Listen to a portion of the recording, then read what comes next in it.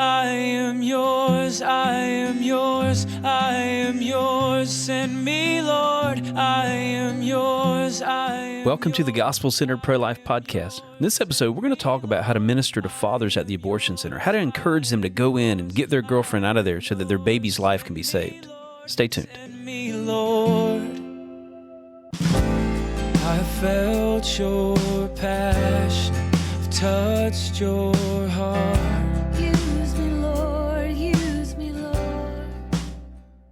Welcome to the Gospel-Centered Pro-Life Podcast. We appreciate you guys listening as always, and we would appreciate, as always, if you guys would share this podcast with other people.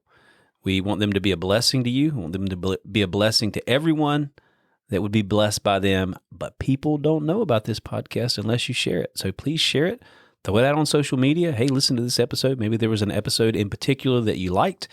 Throw it out to your friends on social media or text it to them or something like that. But beyond that, you could also leave us a review. A good review. A good review. 5-star review. 5 stars only. If you feel inclined to leave 4 stars, then leave Money. Leave no stars. Oh, okay. You want cash. I want 5 stars. That's what I want. That's But, right. Yeah, listen, we produce these podcasts to be a blessing to you, to train and to equip you. And really, what we do is we screw up, we learn from our screw-ups, and we try to teach you not to screw up like we did. That's right. So that's what this thing is all about. So learning from our mistakes. To do what we do. They say a wise man learns from his mistakes. Right. But I think an even wiser man learns from other people's mistakes. Yeah. Yeah, think about it. It's rare. It is. It honestly is rare. We often want to just make our own mistakes. Yeah, You ever notice that? I do notice that. I've noticed that in my own life. But by God's grace, you guys get to benefit from our mistakes and us, by God's grace, learning from those mistakes. Right. We're not going to be talking about making mistakes here, although we'll probably make a few as we go through this podcast, and I'll have to edit them out. So that you'll never know. So you'll never know. But we do make mistakes. But we're going to jump into the subject, and probably, I would say, in some context, in some measure, we've touched on this. We've covered some things that would help you in this area. But I think we're going to focus in particular on ministering to support people at the abortion center. That's people that have come, brought their friend, their girlfriend, family member for an abortion. In particular, we're going to talk about the fathers that are bringing their girlfriends to the abortion center. And in particular, one of the things we want to touch on, because there's a lot of ways in which you would minister to a father, for example, pulling into the driveway, bringing her initially. Yeah. She's in the passenger seat, he's in the driver's seat, or vice versa. But in particular, we're going to touch on he's pulling out. And we actually did, a few weeks ago, 2 mock sessions in a podcast. The first mock session was me ministering to you as you were a mom going to the abortion center. And the second one was you ministering to me as I was a dad pulling out. So there's a little bit of an example. Right. But not every conversation is the same. So we're going to talk about some general principles to do with that. How to minister to these dads, how to minister to support people. The same principles, I think, apply to a mother that has brought her daughter to the abortion center, and a family member or a friend. We've seen that a lot. So we're going to talk about that. Yeah. There are some things definitely that I would say to a dad that I would not say to a different kind of support person. Sure. Yeah. But this actually arose because it was a specific question by one of our sidewalk missionaries. Hey, I need some help. She said this is what she falters in, and she sees it all the time. And I thought it was interesting. She said, for example, offering help to especially the moms seems to be very effective. Sure. But she said she's not finding that to be the case with dads. Yeah. And said, I wonder if it's because they just, it's a macho kind of thing. Yeah. And I was thinking about that. They probably know their failure. They have not supported this woman in some way so that she feels secure in choosing life. Yeah. And so I think there is an element of pride when they hear, hey, we can help you. Sure. And maybe, Daniel, you're a man. I'm not. So maybe I've been accused of that. Maybe I'm wrong about this. But I'm just wondering, is that like a sore spot? If you raise that to a man and say, hey, we've got help. She doesn't need to do this. We can help. Does he hear, I'm not helping? Yeah. I mean, there's a couple of things going on. Okay. And men that come to an abortion center come with all kinds of mindsets. There's varying mindsets. You've encountered it where they don't want her to have the abortion. And so Right. they're there. We've even had them come by themselves. Their girlfriend came to the abortion center, drove herself there, and they come after her in their own vehicle trying to get her out of there. So we've had that happen Yeah. as well. Yeah. And then, of course, we've had the men like almost literally dragging the woman into the abortion center Yeah. and anything in between. But got to understand too that this is a situation in which the devil has inserted himself, right? So there's a lot of confusion, there's a lot of fear, there's a lot of anxiety, there's a lot of just chaos going on in that situation. So you've got to cut through that as best you can. How you do that? You do that with the truth. But I will say that kind of in a big picture way, we have to understand as a society in America, we have so demeaned manhood.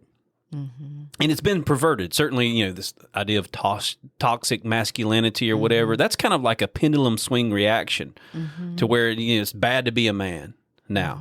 Used to be, it was like, you got to be a rough man, never cry, and that sort of So it's like this pendulum swing thing. And the pendulum is swinging toward just really emasculating men. Yeah. Men aren't being men. Yeah. Men aren't encouraged to be men. Yeah. A lot of men, especially the ones that we encounter at the abortion center, don't know what it is to be a man.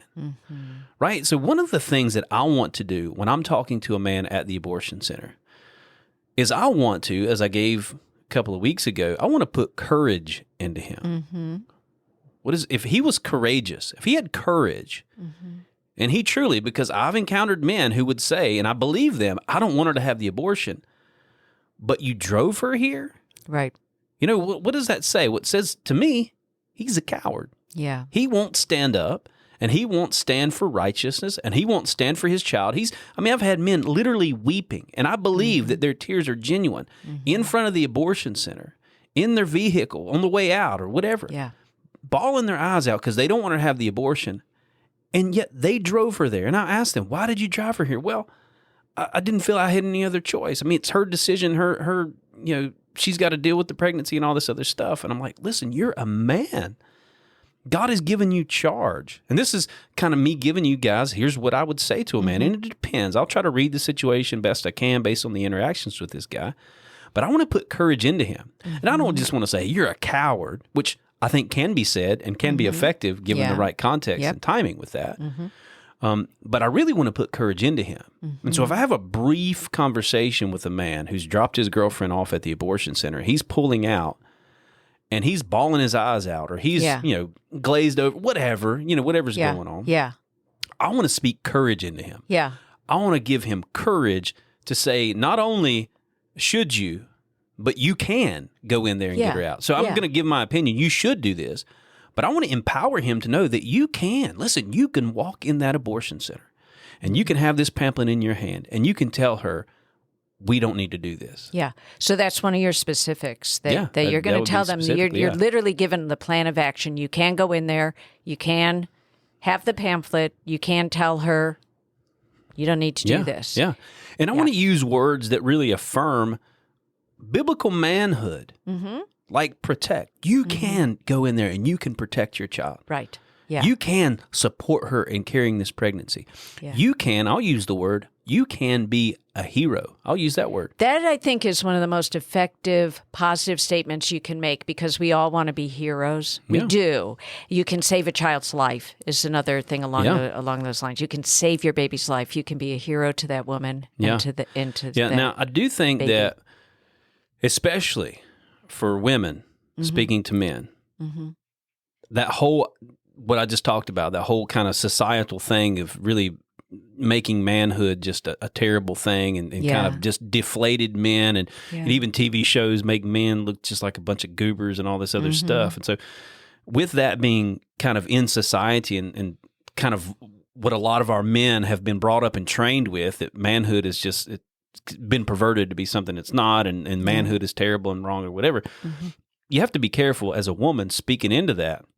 I mean, how are you as a woman going to put courage in him to be a man? You don't know what it is to be a man, right? Right. But there are things that you can say. Well, I will tell you just from a woman's perspective is sometimes the tactic that I will take is I will say, I am a woman. I know that it would mean the world to me if I was in this situation and my boyfriend or husband said, honey, we can do this together.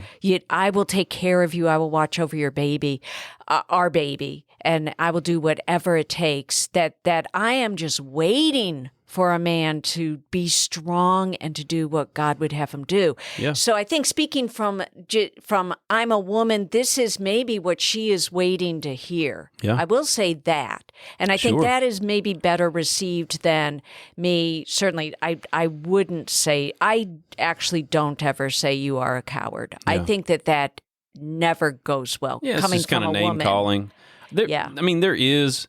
I've seen God use that. So, but just because God would use something doesn't necessarily mean that we should do it. Like God's merciful; He uses donkeys. Right? Is that the best? But we don't go riding donkeys to the abortion clinic, right? God used the donkey to speak to Balaam, right? Right. But we don't go taking donkeys to the abortion clinic. But my point is, though, the main point is in any of these conversations is we've got to be led by the Holy Spirit, right? So the Holy Spirit in the moment could call a man to the carpet and basically point him out as a coward. One man who actually did choose life or went in and got his girlfriend out. One of our counselors on our last episode, the 100th episode, shared that testimony. Yeah. That man went in there and told her that he had, I believe that was the testimony that Kathleen shared. Or maybe it was you were sharing that. I don't know. Yeah. But basically the man went in, told her that we have a family emergency, got the girl out. But the reason why he did that is because a guy he wasn't a Love Life guy or a Cities for Life guy. He was kind of an independent guy out there by himself. Great dude, but he called the guy a coward. Okay, now I don't think that part of the story did come out on our podcast. It did not come out. Okay, so that's interesting. But that's what happened. So he said, if you're going to allow them to kill your child, you're a coward. And he said when he got on the mobile unit, that was part of what got him to go in and get her out of there, is the fact that he said, you know what, I was thinking about that. That guy said that I'm a coward because I'm not standing up for my baby. And he's right. Yeah. And so he went in there and got her out. Baby was saved. Amazing. Again, just because God used that, I don't think it means that we go out on the sidewalk and just constantly calling people cowards. Right. However, biblically speaking, Revelation chapter 21, verse 8 talks about cowards. All cowards will find their part in the lake of fire. It lays out this kind of list of sins and things that God's going to judge, and being cowardly is one of those things. So there can be a context for that. If specifically the Holy Spirit leads you to that, I think you could say that, but I think it's better to lay out a case first and let them come to the conclusion that they're being a coward rather than just telling them, hey, you're a coward. Yeah, and so you can say things, there are two ways you can go at that. You can, be laying out the case where it's just painfully obvious they're a coward. You can go at it from the positive approach, and if they're not too thick-headed or hard-hearted, this can sometimes be effective, where you are laying out what a courageous man looks like. Yeah. And are they will figure out on their own, do I measure up or not? Right, yeah. Are you using your strength to protect women and babies? Have you told her you will do everything you can in your power to help her? So those sort of statements, I think, can be really, really effective. Yeah. And easier, I think, for a woman. I will say I tend to personally be harsher with a man leaving, especially if they're leaving the woman in the abortion center, than I am with a woman, right or wrong. I don't know if that's right or wrong, but that's just my natural inclination is they are, they're just letting this happen, and they will be called to account before God. And that's one of the things I will say. Yeah. I will talk about what do you think Jesus would have you do, and what do you do with the verses where Jesus says we will be called to account for every action that we've done, both good and evil. Yeah. Well, what do you think will be his opinion of this action? And have you done everything possible while that baby is yet alive? Yeah. I think one of the dynamics that plays out in these particular scenarios is that the man, and this is more often than not the reaction, it's one of apathy. Like, not that they don't want her to have the abortion. They do want her to have the abortion. It's just more like, well, it's her thing and whatever. Right. I'm going to go have breakfast at McDonald's. Absolutely. I think that's the most common. And one of the common. ways that I think you can break through that apathy in your conversation with them is to make it personal for them and to imply, or I guess drop on their lap the reality, not just imply it, but bring it to the forefront that baby is their son or daughter. Yes, just using those just words. That baby, not just her baby, your baby, but I think in particular, using the word father. Yeah. That you are the father of that baby that's scheduled to die. Yeah. That's your son and that's your daughter. And I will, just like with the mothers, I will call her a mother because she is, if she's pregnant. I will call them a father. And then I will talk about, so one of the questions I'll ask, do you have other children? So I ask, do you have any other children? Do you have, and if they share, people are often very open about that. Yeah, I've got a son. He's such a blessing. Yeah. And I will talk about, okay, that's your son. Could you imagine life without them?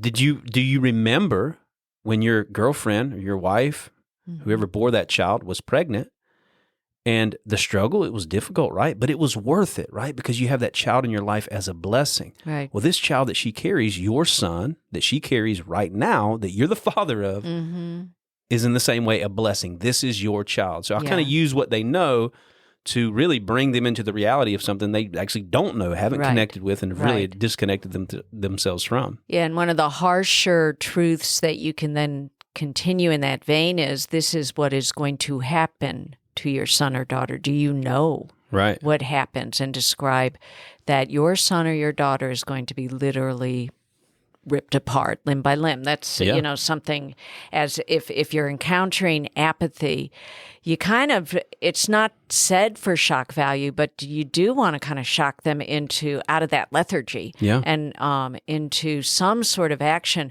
So one of the things that struck me when you were talking about using the word coward and then thinking about the apathetic man coming out, coward is a word that can evoke strong emotions. Sure. I imagine there's men that get very angry. Yeah. I've seen it, so I know this happens. Yeah. They can get very angry, and maybe that's almost a good thing, because at least it's moving them out of just inaction.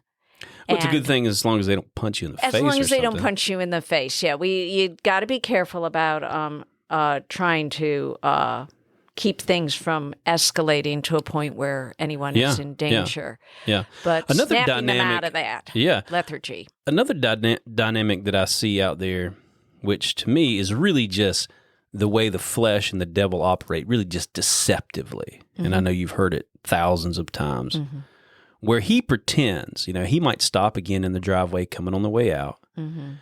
And he pretends that really he's sort of apathetic toward the situation. So he might say something to the effect of, well, I don't want her to have the abortion. Right. But after all, it's her body, her choice, her right, or whatever. Right. I'm not doing it. Yeah. After all, I'm not doing it. It's her doing it. Right. And to me, that's a really devilish way to handle it. Because if you get, and I've had these situations or these conversations many, many times, and if I really get down to the bottom of it, all he's doing is taking the guilt that he feels, because after all, he's likely the one that pressured her to have the abortion. He's likely the one that paid at least some of the money to have the abortion. So you're trying to make me believe, young man, that you brought her to the abortion center, you drove her here, you paid the money for her to have the abortion, but it's not your body, it's not your choice.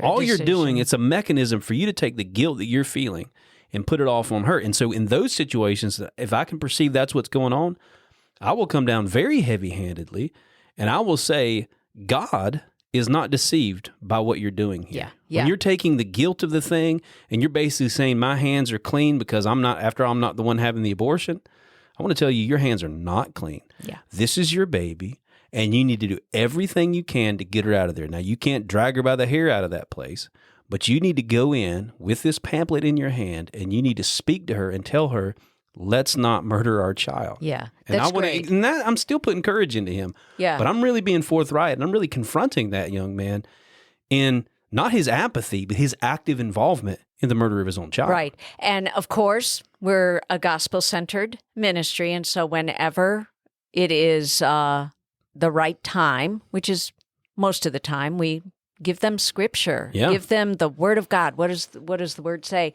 And one of my favorites, when I have someone tell me, it's her body, her choice. I'm not the one murdering. Yeah. It's not my issue. It's hers. Is Proverbs 24:11-12. So, and I'm going to read that. Deliver those who are being taken away to death, and those who are staggering to slaughter. Oh, hold them back if you say, see, we did not know this. Does he not consider it who weighs the hearts? And does he not know it who keeps your soul? And will he not render to man according to his work? So God perceives it. God knows what you have done. God knows whether you have done everything in your power to rescue those being led away to death. Have you done everything in your power to rescue that child being led away to death? And for you to say, I knew nothing about it, that's just not true. Yeah. And God, that verse tells you, does not he perceive it? Yeah. Who holds the universe in his hands? You're not fooling God. You are not fooling God. You are just deceiving yourself. Yeah. And you will be called to account. And God does see this. And so then telling him, until that baby's dead, you should not be fleeing from that place. Yeah. Because you could still influence and change the outcome for your son or daughter. Yeah. A couple of things I want to mention in this vein, when we're talking about the fathers especially, but any of the support people. You know, we've trained, and if you've gone through our training, you know this, where we really talk about that mother is actually the judge. Like, we're an advocate. Right. We're a lawyer pleading on behalf of that baby. We're pleading a case like that baby is on trial. Even though he or she has done nothing wrong, that baby's on trial. Yeah. And we're that baby's lawyer. And so we use the 3 talking points, all of that stuff as evidence, right, of why that baby doesn't deserve to die. We're appealing to the judge. That mother is the judge. The abortionist is not the judge. The abortionist is the executioner in this analogy. The mother is the judge. And so we're appealing to her. So we use evidence like fetal development, ultrasound.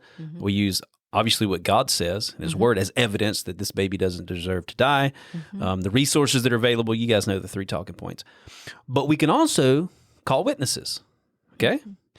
And one of the greatest witnesses to have up on the stand to help us plead a case to that judge is the father of the baby. So if you can win him over in a conversation, this is why we need to be careful. Yes, there are times we need to confront. You guys just heard what I said about confronting cowardice and all of that other stuff.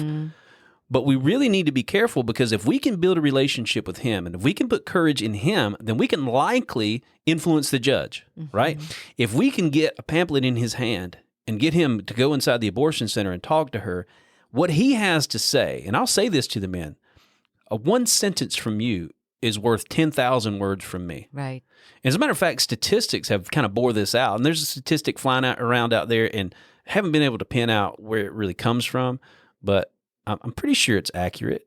And it's basically about 90% of the women that have an abortion said, 80 to 90% said, that if the man would take responsibility for the baby, she wouldn't have the abortion.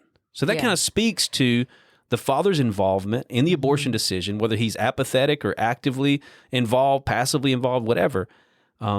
His voice does matter. And if we can win him over as the attorney for that baby and have him as a witness on our side, pleading the case to the judge, it could likely influence the judge. Yeah, and I don't know the exact statistics, but I will say from experience that is absolutely true. There was a mom on board the RV today that the father of the baby was pressuring her to abort, and I said, well, how did that make you feel? Now, she was coming. He didn't even know she was there. She was coming to abort, and she was determined to abort.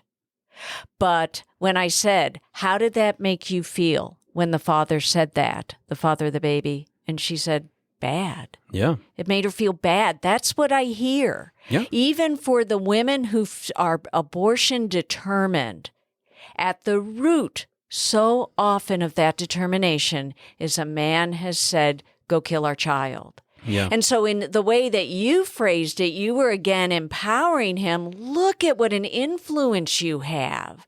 You can influence her for good, not for evil, not for destruction. Yeah. And so you're feeding courage into him in a very positive way that influence is good. You can influence her. Yeah, yeah. In the same way, when you're dealing with like parents that have brought their daughter there, father or mother that brought their daughter there for an abortion, or a friend, family member, even sometimes an Uber driver, somebody that has their trust that we might not have at that moment, right? We're just that weirdo out on the sidewalk. Yeah. If we can win that person over, that person then becomes a witness on behalf of that baby. Yeah. And we can leverage that and help influence the judge, the mother, to let that baby go free. Yeah. So you're making a great case for why we need to really be relational and build hope and courage in that man. But there are times when they just are not having it, and they are still determined. They will often lie. Well, I'll be right back. Yeah. What do you say in that case when they've left her? Okay, we know the abortionist is going to be there any minute, right? And they say, "I'll be right back." This is a good point, and this is what I kind of want to just focus on just for a second here is because I've seen this play out. Yeah. Where the guy's coming out of the parking lot, or even he's walked out on the sidewalk, and we're there, we're talking to him, and I've seen counselors, and I've probably done it myself, go on endlessly, right? And because he wants to debate, he wants to justify himself, he wants to claim innocence and no involvement in this thing, or he wants to talk about whatever. I mean, I've had guys talk about anything under the sun to really just shrug off the guilt that they're feeling, right? But we have to understand there's a sense of urgency, right? Exactly. With that mother who's pregnant, I will have a conversation with her for 4 hours if I can, right? Because I know she's not going in. Yeah, if she's not in the abortion center, I'll have a conversation that will keep her out of there. If she wants to keep talking, I'll talk about whatever. I don't care. Yes. Yeah. But with him, there's a sense of urgency. Yeah. And so if he's out there on the sidewalk talking to me and he wants to talk about anything under the sun, I'm always going to bring the conversation back around to, but your girlfriend's in there, your wife is in there, and your baby's about to die. So please go in there and get her out of there, and then we can talk about all these other things. So he might want to talk about evolution. He might want to talk about, Rastafarianism. I had a guy wanted to talk to me about Rastafarianism. While and his all baby's being while murdered his baby's in the back dying room. in there. Right. And all of it's around him trying to justify himself and not doing anything. Yeah. And so they want to talk about whatever it might be, conspiracy theories and all kinds of weird stuff. I will always bring the conversation back around to them going in and getting her out. And when they're about to pull out and I'm just going to go up here to the store. I'm going to go up to McDonald's. I'll be right back. Yeah. I will stress that there's not time for you to be right back. You need to go in there and get her out of there. Please understand the gravity of what's going on. So what I want to communicate is I want to communicate urgency. Yes. I want to communicate the gravity of the situation, and I want to communicate his ability to change the situation, right? So I want urgency, gravity, and his ability to communicate to her in such a way that I cannot, right? So I want to get him, and so I will say specifically, just cut a U-turn right here, go back in there, talk to her, and then all you can do is try, right? Now I will reiterate that. Because I don't want to put an undue guilt on them. Like if they do and genuinely try to get her out of there and she doesn't come out, what else can you do? That's right. Yeah. And so I will encourage them with that. You go in, just give her this pamphlet. And I'll try to make it very simple. Just give her this pamphlet. Just tell her, you don't even have to tell her anything, but these people on the sidewalk want to talk to you. That's all you need to do. Yeah. Can you do that? Yeah. And I have watched men, after I've encouraged them, walk into the abortion center, 5-10 minutes later, walk out with their girlfriend holding her hand, and all she was waiting for is for them to walk, for that boyfriend, that husband, to walk back into that abortion center and say, we don't have to do this. That's right. And I do believe that is true for many, many of the women that they are just waiting. Will he be the man that God designed him to be, and that I think women long for, a strong man who will defend them and their child. Yeah. So I like also how you gave, even in the specificity of just make a U-turn, they have sometimes in their own chaotic mess and deception, just a simple bit of advice like, make a U-turn. Give them a plan. Yeah. Is sometimes so invaluable. Yeah. Because sometimes they truly do feel like, I've done all I knew to do. Some of them honestly do feel like they've done all they knew to do. Sure. And so we are giving them more specifics. And those are the times when I feel like it's a man that's fought. Sometimes you will talk to a man who has indicated, and I sort of believe him, that he has fought to some degree for that child. Then giving them new ammunition is what I will try to speak into them. And that's where talking about, well, do you know what happens to, how far along is she? She's 10 weeks. Do you know that a 10-week baby has detectable brainwaves? Does your girlfriend know that? Does she know that baby has 10 fingers and 10 toes with unique little fingerprints? Yeah. And that little baby's going to be ripped apart limb by limb? Does she know that? Maybe if you went and told her that and said, we can't let that happen to our child.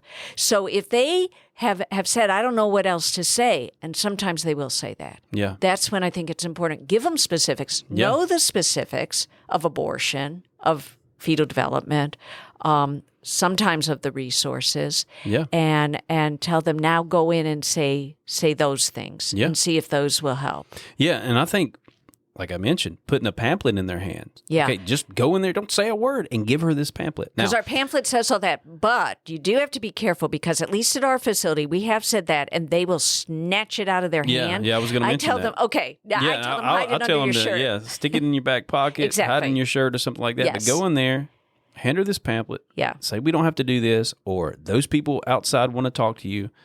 You want to empower them. You want to encourage them. And again, thinking of that kind of analogy of they're a witness on behalf of their baby, of why their baby doesn't deserve to die. And it could be, and this is what I'll say to the man, it could be that she's in that abortion clinic right now, and she's praying for a sign, and she says, God, if you don't want me to have this abortion, then send whatever his name is back in there. And I'll try to get their name with the men. I'll certainly try to get their name and use their name, encourage them to go in there. And again, I want to give them enough information to empower them to go in and do something, but not so much information where I'm provoking a lengthy conversation. So I'm not, I'll get into fetal development. I'll get into it very minimally, give them the facts that they need to know. Right. But I do want to stress fatherhood and the fact that their child is their son or daughter, and that they need to do something about it. Now go do it. That's basically it. Yeah. You're the father of that baby. That baby deserves your protection.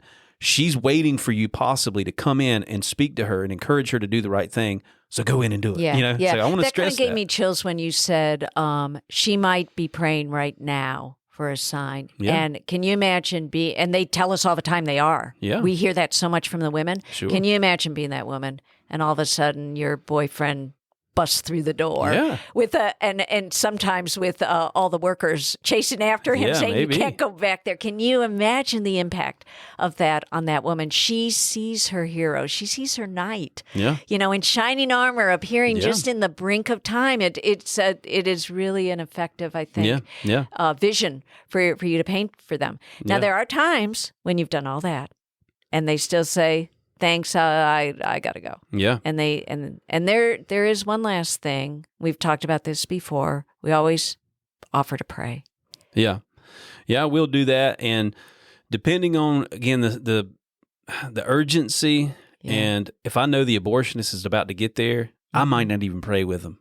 I might just send them on in there with a pamphlet in their hand and say, get her out of there. Well, what if they say, thank you, that's been all great advice, and see you later, buddy. Yeah. And they're going to drive away. Well, either way, if I feel there's time, I will pray. If I'm going to send him in there, he's willing to go, I'm going to pray and just pray courage into him, give him the strength. But in that scenario where they're just apathetic and they're going to keep driving, I will offer to pray with them and really pray at them. Pray at right? them, right. Lord, I pray that you would help this young man to see that his baby is precious, that you love his baby, and that you want to give him the courage that it takes to go in there and get his girlfriend out of that place and save his baby. So give this young man the courage to do that. Help him to be the man that you've called him to be, and help him to know, God, that he is guilty of the murder of this child if he doesn't do something. So I'll pray something like that. I'm laying it on heavy. You have just summarized the whole case and laid it out, but in your prayer. Yeah. And so those words, even if he does drive away, those words don't return void. Oh, yeah. Right? Yeah. They're in his head as he's driving up to McDonald's for his coffee. Yeah, and absolutely. he's thinking of what you've said. Yeah. And hopefully it's not too late when and if he does return Yeah. in time. Now, I'll share one story, and Mm-hmm. I think, as far as I'm concerned, we can wrap this podcast Yeah. up. I think Yeah. it's been good. But there was one encouraging story. Okay. Now, you guys take this for whatever it is, but this guy's actually my hero, okay? One of my heroes. And I'm not saying we encourage people to do this. This guy kind of did this on his own. But at the Hebron abortion clinic, some years ago, probably 10 years ago or so, there was a man, his girlfriend actually came to the Hebron abortion clinic to kill his baby. He knew that she was pregnant. He didn't want her to have the abortion. She went, kind of slipped out of the house or whatever, went to the abortion clinic, and somehow he found out through one of her friends or something like that she was at the abortion clinic. And he actually rolled up at the abortion clinic, found out she was in there, and went and talked with some of the sidewalk people that were out there. And they didn't encourage him to do anything violent or anything like that. Right. But they were encouraging him that you can go in there, you can speak with her.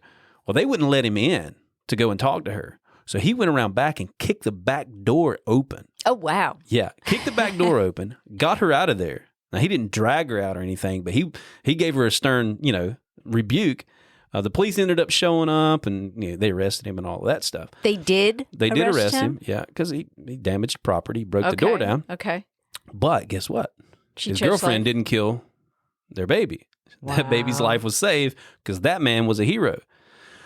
That guy is my hero. He's Yeah. one of my heroes. Like, that dude did what most of these men Yeah. would never do. Right. Most of these men wouldn't even squeak out in their voices, don't have this abortion. Right. But that guy actually took action. Now, I'm not Yeah. encouraging violence and people kicking down doors, but man, that story just is awesome to me. His baby was saved. Yeah, because of his it action. shows the power of a man who really sees the value Yeah. of his Think about child. that child. Think about that kid. And I don't know if that kid has Yeah. that story shared, Yeah. but if I was that kid, if that dude was my father, Yeah. I would look up to that guy, Knowing what right? Dad did to save my life is Yeah. just and that's a great story. Do you tell that to dads I have. as you're counseling But I'm them? careful with that because I don't want to encourage don't them wanna to go. write. Yeah, I don't want to be part of that. I mean, if they do it, I'm not sad, Right. but I'm not going to encourage them to do that because I'm not going to be, part of yeah. them getting arrested and things like that. Yeah.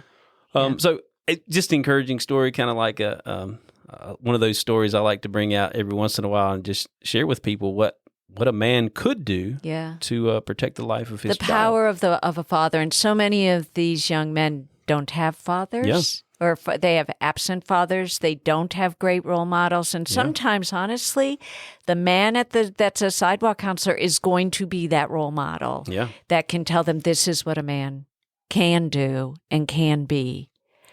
So, Yeah, that's true. So with that, guys, we appreciate you listening, and we appreciate you guys reaching out to us with any suggestions of future podcasts that we can do. We'd love to cover whatever subjects would be a blessing to you.